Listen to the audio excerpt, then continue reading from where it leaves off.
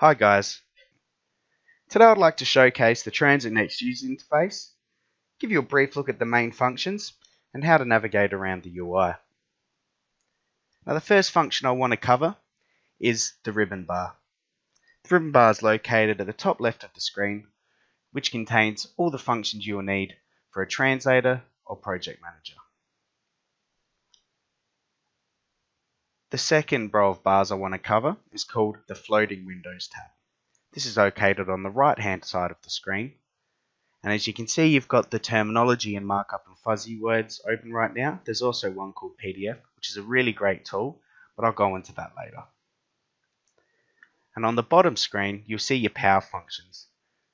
This is where you can choose your fuzzy words, select the user role, and other cool functions.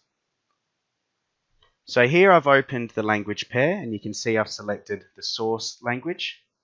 And in the red on the bottom half is the target language. Thanks for your time.